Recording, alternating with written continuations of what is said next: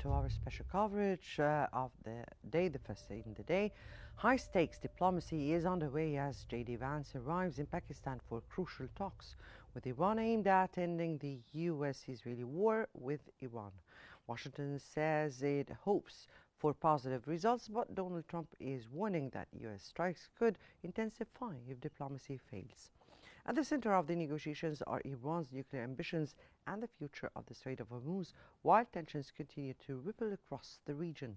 Meanwhile, Israel and Lebanon are preparing for talks over the conflict, with Hezbollah raising questions about whether diplomacy can contain a wider regional escalation. Stay with us.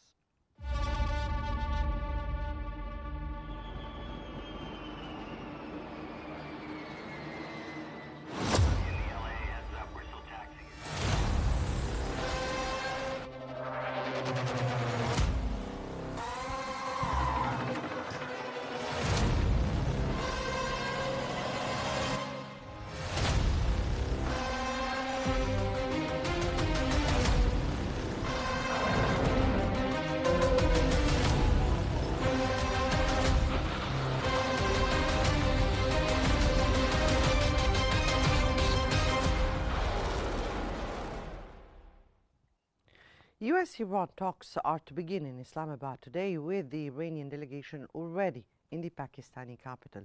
Pakistani officials say the negotiations are due to open in Islamabad as a fragile two-week ceasefire hangs in the balance.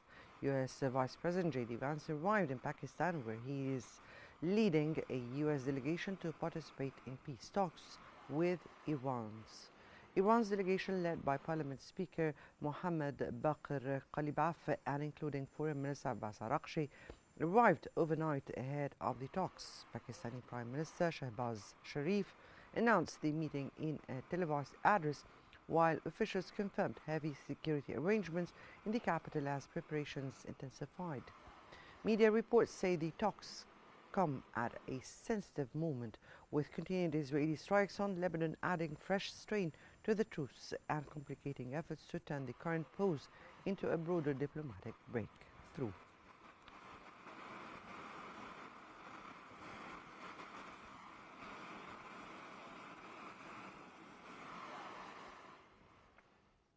Pakistani Prime Minister Shehbaz Sharif says upcoming U.S.-Iran talks are a make-or-break moment for the ceasefire, warning that progress will require serious efforts. Sharif said Pakistan is hosting the talks at a crucial point for the fragile truce, describing the negotiations as a historic opportunity that could determine whether the ceasefire holds.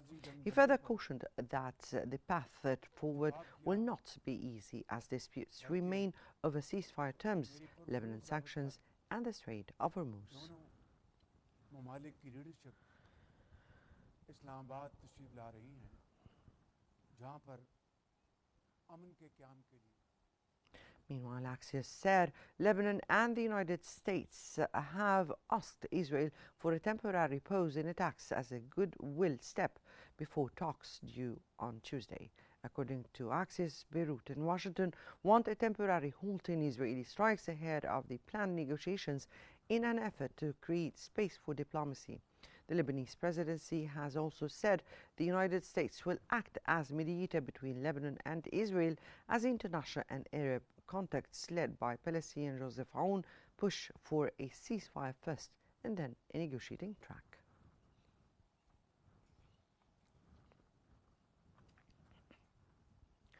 For more analysis, we're joined from Cairo by Mr. Mohammed Osman, International Relations Specialist, and from Doha by Mr. Justin Thomas Russell, Executive Director of Global Foreign Policy Center. Good morning to you both, gentlemen, and welcome to Qnews. Let me start, Dr. Osman. Dr. Osman, the U.S. Vice President J.D. Vance is leading the U.S. delegation in Pakistan for talks with Iran. Now, how significant is this diplomatic mission at this very particular stage of the conflict? Thank you for having me, Mona.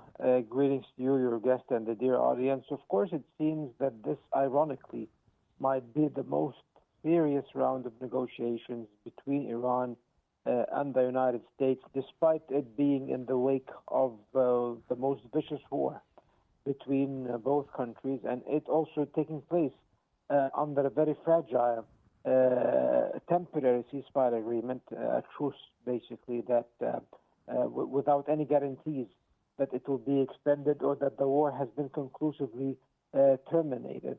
At this point, we cannot really say that the war is over, and despite all of this, it seems that both the Iranians and the Americans are invested in attempting to make this negotiation a success. Of course, the U.S. delegation is led by Vice President J.D. Vance, a very high-ranking official, the second most high-ranking official in the U.S. administration, basically, after President Trump, constitutionally. And the man has come over there. And of course, we do know that J.D. Vance is no ornament vice president. He is an active vice president with an active role in the administration, with many files delegated to him by President Trump himself. And J.D. Vance is known to have been one of the very few skeptical leading members of the administration who are skeptical of the idea of the war with Iran, who actually opposed it even behind closed doors. The man has based his entire political campaigns and his political messaging since he was a senator on being opposed to U.S. adventurism, military adventurism in the Middle East. So he was opposed to it. So placing him on the helm of the negotiating team means that the U.S. really wants to push this forward and find the proper exit ramp for the United States from this war. And on the other hand, of course, we see that the Iranians have sent a very serious delegation also, led by Mohammad Baqir Qalibaf, which he basically probably is the most influential person in Iran at this point. He's the Speaker of Parliament, and he also was a former senior general of the IRGC and has quite the influence over there, and a very stern member of the conservative faction of the regime. And also, he was a close confidant of Ayatollah Khamenei, the deceased former supreme leader. And also other members of the negotiating team, including General Bil Qadr, who is the president of the chairman of the Supreme National Security Council, and he's an IRGC man, and also Abbas Araqji, the foreign minister. So it seems that these big delegations, a delegation of 300 officials by the U.S., of about 100 officials by the Iranians, are going to discuss everything. It is reported that there are 5 committees: a political committee, a military committee, an economic committee, a legal committee. So it seems that the negotiations will be comprehensive. Nevertheless, Mona, the gaps are still very wide. What the Iranians are demanding and what the Americans are demanding are oceans apart. Is it possible that they would be able to bridge these gaps? This will soon be discovered, Mona. We'll speak about those sticking points. Let me go here to Mr. Russell. Mr. Russell, Washington said it expects positive results. Do you see realistic prospects for progress in these negotiations? Mona, am I optimistic? Yes. Am I hopeful? Of course. We're all hoping for that, of course. Yeah, I mean, am I optimistic? Yes, but is it realistic? Look, these are preliminary negotiations. I mean, we're not going to walk out of here with the deal of the century. What gives me some hope is the fact that J.D. Vance, as the good doctor in Cairo said, is a serious player. He's a former lawyer. He's a combat veteran, a former Marine who served in Iraq. He's not bringing a view from the cheap seats. He knows how important this is, and I think is prepared. And he even said it prior to his departure that there has to be good faith. If they are truly willing to work in good faith, if they are truly understanding the fact that this is going to be basic diplomacy where not everything is going to be achieved by everybody's desires, then what we've got a pathway to see a continuation on the 14-day ceasefire. What we have to be careful of is the fact that, number one, and there are several potholes that J.D. Vance is going to have to navigate. Number one, we're trying to negotiate a continuing ceasefire which includes Lebanon, which includes the fact that Israel is going to have to show some restraint, which they don't have a real great record on right now. And, so we're kind of operating a little bit in a vacuum, because if that is going to be one of the linchpins, trying to negotiate in theory about the actions of Israel and Benjamin Netanyahu puts J.D. Vance, Witkoff, Kushner, and Admiral Cooper in a really tight spot. At the same time, the Iranians are going to have to realize they're not going to get everything. If they think that the world is ready for them to start collecting tolls in the Straits of Hormuz, like the New Jersey Turnpike, that's not a reality. If they think that they're going to be allowed to proliferate nuclear arms, that's a non-starter. So again, this is going to be very delicate. But back to the original question, am I optimistic? J.D. Vance is the right one as far as the administration is concerned. Lebanon is a sticking point indeed. Mr. Russell, we'll get back to that point particularly. Let me go here to Ms. Osman. Ms. Osman, the U.S. says its main objective is preventing Iran from obtaining a nuclear weapon. How central is that issue in those talks? I believe that the brightest of red lines in these talks, the thing that the United States will not be willing to offer any compromises in, is dealing with Iran's nuclear program, which the entire war has been predicated on this cause, basically. And I think that the Americans are serious about that this is something that they are not willing to let go. The idea of zero enrichment, the idea that Iran will be prohibited indefinitely from attaining any nuclear weapons, that their enrichment facilities will be dismantled, that the highly enriched uranium, the 450 kilograms or 440 kilograms, need to be turned over to a third party, even if it's not the United States or even the IAEA. Russia has been proposed previously as a host for this enriched uranium, for example, being a friend of Iran at all. So these are the things that the Americans will focus on. They will never, never, never allow Iran to possess any nuclear capabilities. And even though it seems that President Trump and the Trump administration might feel that they are swamped at this point in this war, however, if the Iranians do not play game with the issue of the nuclear capabilities, and if they insist on keeping them or retaining any form of enrichment or keeping the highly enriched uranium under the promise that they will dilute it at some point, I think that this could actually torpedo the negotiations if the Iranians stick to that. And it seems that the U.S., by the way, Mona, the U.S. is taking active measures to resume hostilities if negotiations fail. A third aircraft carrier is on its way to the region. More aircraft is being deployed. More ground troops are being deployed.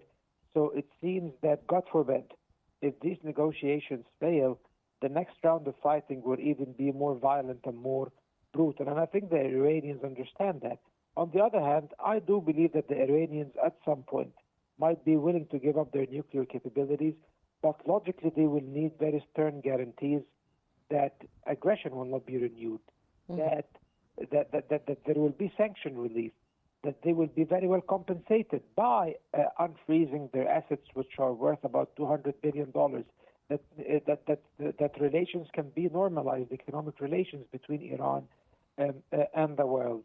So they will try to up the ante. They will keep saying that we will impose fees and we will place a toll on the passage of ships from the Strait of Hormuz. Of course, this is all political maneuvering. No one is actually seriously considering the reality that Iran would be allowed to do this, even though President Trump, because he's completely oblivious of international law and he does not even know what he's talking about sometimes, said that he might be open for the idea that he and Iran can jointly run the Strait of Hormuz. This would contravene international law. This would actually be a huge blow by the United States to its regional allies in the region and to the international community. Even a country like China, one of the core supporters and quasi-allies of Iran, would never allow something like this to happen because it receives over half its oil through the Strait of Hormuz. So I believe the main focus, Mona, will be the nuclear program, as you just mentioned. The issue of the regional proxies, the missiles, I believe these are all marginal issues, of course, that the U.S. will not hang the success of the negotiations on. They will only be negotiating cards, concessions that the U.S. could give at a later point. Mr. Russell, at the backdrop of Israel continuing to strike Lebanon, and that, of course, has been hindering the progress of such talks. But here, Pakistan's Prime Minister has described the upcoming talks as a make or break moment. What exactly at stake this weekend? That's a deep question, Mona, and I think the reality is it is make or break. Look, we've seen this escalate unknowingly, unwantingly into the region. This has drawn in GCC partners that never wanted to be involved in this. This is not a conflict they wanted to be involved in. This is expanded into now Lebanon, which could expand into other. Does this expand into Syria? Does this expand, as we've seen a little bit, into Iraq? This is make or break. The thing about it is that what we've seen is Israel brought the U.S. to this point. Let's just be clear. It was Israel's intelligence and Israel's advisement to Washington. Basically, Tel Aviv led Washington to the water, and Washington drank the water. And as a result of that, now what we have is, does this continue to create a larger scale humanitarian crisis, global security crisis? We've seen the global economic crisis that this conflict has brought. We're continuing to see everything from rationing of fuel to possible food shortages around the world as a result of this conflict. Make or break, I think, is used a lot when we talk about war, we talk about diplomatic negotiations. This one could be the make or break situation that determines the geopolitical and the stability of the global community long into the future. And that is why everybody's looking at this. And quite frankly, this is why the U.S. needs, particularly Donald Trump. Donald Trump's going to have to show some restraint on this. He cannot use his typical game show host social media diplomacy to think that this is going to work. What has got to happen is he's got to let the negotiators negotiate, give them the ability and the flexibility to negotiate terms that are plausible. We know what the red lines are. Everybody in the world knows what the red lines are. But if you start putting a leash on what they're going to be able to negotiate and work a diplomatic conclusion to this conflict, then this is all for naught, and then all it's going to do is escalate, taking a conflict that it was really bad right now and make it extraordinarily worse with a much larger global impact. Yes, but actually I was really asking about what is really at stake, but we'll get to that. Let me go to Ms. Aswan. Ms. Aswan, while talks are taking place in Islamabad, the USS George H.W. Bush carrier strike group is heading to the Middle East. Is this posture designed more for deterrence abroad or reassurance at home? What is that meant exactly? Neither, Mona. George H.W. Bush has been on the move since about over a week ago. So it was being deployed for the region to supplement the existing American firepower in the war effort. So the idea that even though there is a ceasefire in place, yet the carrier group, the huge carrier group, is still on route to the Middle East means that the U.S. knows that there is a considerable possibility that this negotiation might collapse and that they might have to increase the military pressure on Iran. This will make the total number of the military assets or the carrier groups in the region 3 carrier groups. That's a huge fleet huge firepower, an insurmountable amount of fighter jets. And President Trump himself yesterday, one of his not so covered threats to the Iranian side, saying that if the negotiations failed, we are replenishing our ships and that we will attack you once again. Of course, I'm paraphrasing what he said. So this means that the U.S. knows that there is a chance that they might have to engage in combat again against the Iranians. And at the same time, of course, the existence of considerable military assets in the region will be a source of pressure on the Iranians so that they would be more flexible in the negotiating process. Or so the United States thinks. President Trump and the Trump administration and the Pentagon, they want to keep their options open. They want to have all options on the table so that they can use them wisely and maneuver even by threatening to use them or indicating that they might use them to the Iranians in the negotiating process. And this is how negotiation goes, Mona, you know. But of course, on the other hand, mobilizing military assets in the region does not really signal that you have good intentions at the end of the day. It erodes trust because there is already an existing American armada that has been capable of creating great destruction inside Iran.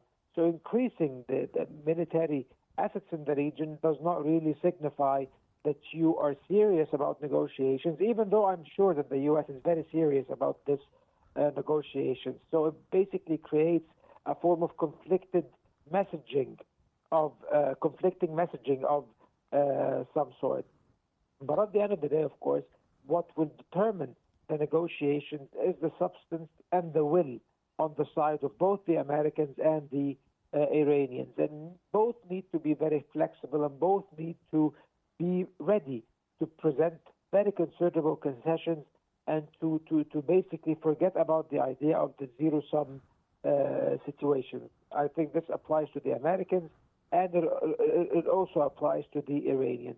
However, Mona, just to be clear with you, I might be cautiously optimistic, but I would give the chances of these negotiations succeeding by no way exceed 50%. Right. In parallel to these talks, Mr. Russell, Israel and Lebanon are preparing for talks about the conflict with Hezbollah. Now, do you see a kind of connection between these diplomatic tracks to the wider U.S.-Iran tensions? What do you think? Well, look, I think that in the lead up to the announcement of the ceasefire, in the lead up to even the announcement of the convening of the delegation in Islamabad, there's been some conflict as far as whether or not the quote Lebanon situation is included in this ceasefire. Everybody in the world apparently thinks that the terms of Israel has to be convinced that they cannot continue the offensive into Lebanon was on the table. And apparently the only two people in the world, and by the way, this includes the Pakistanis who set the terms for the ceasefire. Everybody in the world knows that Lebanon was included. The only two states that don't believe that is Israel and the United States. So, again, this is a situation where is it involved? Yes. Is it directly tied to the success of this? We'll see. I think the argument that J.D. Vance and the delegation will probably make is saying, look, you're asking us to make strategic decisions for a sovereign state. That's not our decision to make. That is the decision of Benjamin Netanyahu and the leadership in Tel Aviv. I think if the pressure comes on if the pressure comes on that the success of this is determined by the U.S. being able to make that strategic decision for Tel Aviv, which, let's be clear, we really haven't been able to do before, it's going to be a tough road ahead. There is some optimism. You're saying again, here, Mr. Russell, that the United States is not able to push Israel to to halt its strikes, to engage in real discussions or diplomatic discussions to end this war, or to serious negotiations? Is this what you're saying here? In all honesty, Mona, yes. In this administration, we've seen this in Gaza. The political pressure globally on the Trump administration, excuse me, to put pressure on the Israeli government in Tel Aviv to stop the humanitarian crisis, to stop the offensive in Gaza, show restraint at least regarding the Gaza question, didn't work. I mean, let's just be clear. We've seen what many are calling a genocide happen in Gaza. That's clear. If the U.S. had that kind of stroke, knowing the political pressure that was on there, there's no question in my mind that we would have seen at least some restraint by Tel Aviv. But right now, this administration does not have the capacity to reel in or at least advise Benjamin Netanyahu and his leadership to show any sort of cognitive realization that they are making the situation in the region worse by their outwardly aggressive military operations. I will sit here and I will tell you, look, there's no question. Do I believe that Israel has the right to defend itself and defend its sovereignty? 100%. That has been U.S. policy forever. But the reality now is it has gone from defending its sovereignty to outward open aggression under the guise of its sovereignty.